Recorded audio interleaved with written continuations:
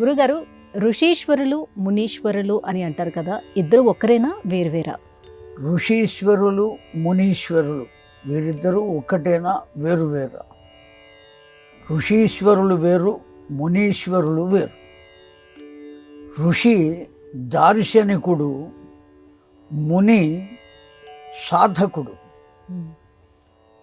సాధన చేసిన తర్వాత, సాధన పరిపూర్ణం అయిన తర్వాత ఆ మునీశ్వరుడే ఋషీశ్వరుడు అవుతాడు.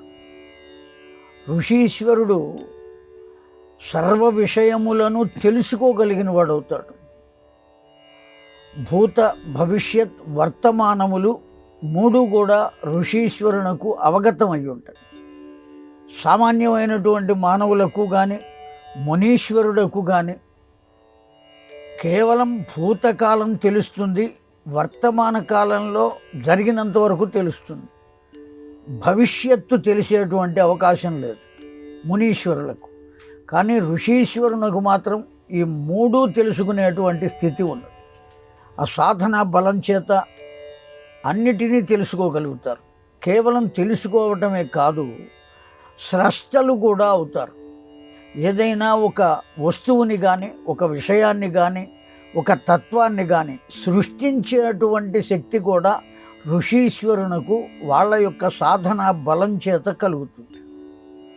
అదే మునీశ్వరులు అంత స్థితికి వచ్చినటువంటి వారు కాదు. కేవలం వాళ్ళు ఎంతవరకు అంటే సాధన చేయటం వరకు.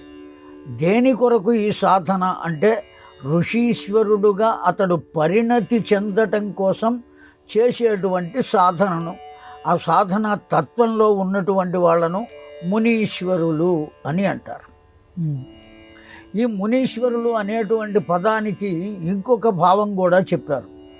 కేవలం మౌనంగా ఉండి సాధన చేసేటువంటి వారు ఎవరైతే ఉంటారో వాళ్లను కూడా మునులు అని అంటారు. మౌన భావేన మున్యా ప్రతిష్ఠిత అని. మౌనం చేత, కేవలం మౌనం చేతనే తాను చెప్పదలుచుకున్న విషయాన్ని ఇతరులకు చెప్పేటువంటి స్థితి కూడా మునులకు కలుగుతుంది. దక్షిణామూర్తి యొక్క తత్వం అది.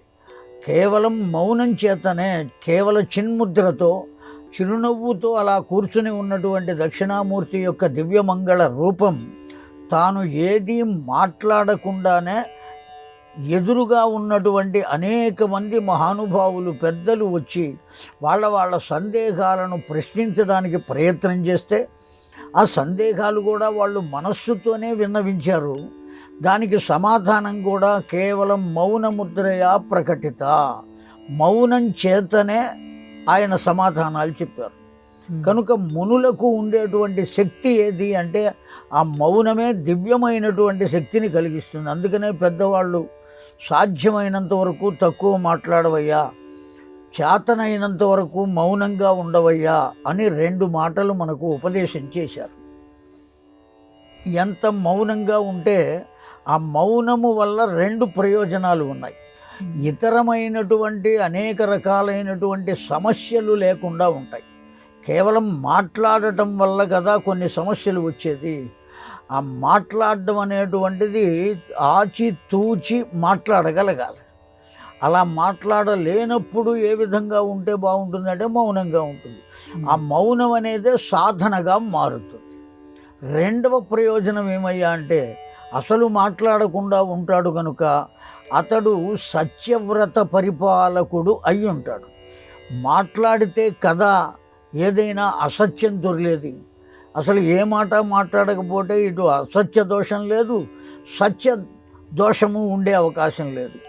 ఆ సత్యమే పలికినటువంటి పుణ్యం కూడా వస్తుంది అని దేవీ భాగవతంలో చెప్పబడింది. ఉతధ్యుడు అనేటువంటి ఒకానొక బ్రాహ్మణ బాలకుడు మౌనంగా, ఒక శాపవశం చేత మౌనంగా ఉన్నాడు, మాటలు రాక.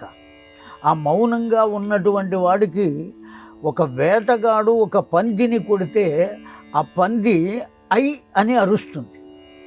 ఆ అరుపు ఆ మూగివాడైనటువంటి ఉతధ్యుడికి వినపడింది. వినపడిన వెంటనే ఆ శబ్దాన్ని అనటం కోసం ప్రయత్నం చేశాడు.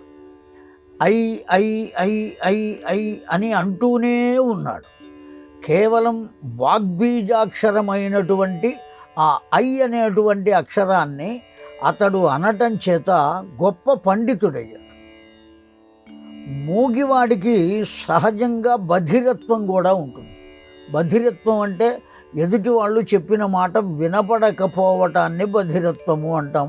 సాధారణమైన భాషలో చెముడు అని అంటాం. ఆ చెముడు ఉంటుంది. మూగవాళ్లకు శబ్దం వినపడేటువంటి అవకాశం లేదు. అటువంటి స్థితిలో అతడికి వినపడింది అంటే ఎందువల్ల వినపడింది?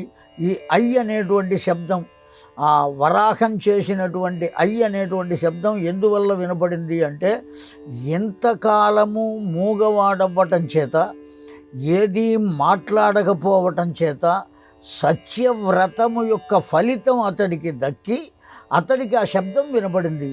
ఆ వినపడిన శబ్దాన్ని ప్రయత్నం చేశాడు. ఆ శబ్దము వాగ్బీజం అయ్యింది. వాగ్బీజం అయిన కారణం చేత అతడు గొప్ప పండితుడయ్యాడు. అనేకములైన శ్లోకాలు చెప్పాడు, అనేకములైన తత్వాలను ఉపదేశం చేశాడు. అంత గొప్పతనం కలుగుతుంది మాట్లాడకుండా మౌనంగా ఉండటం చేత.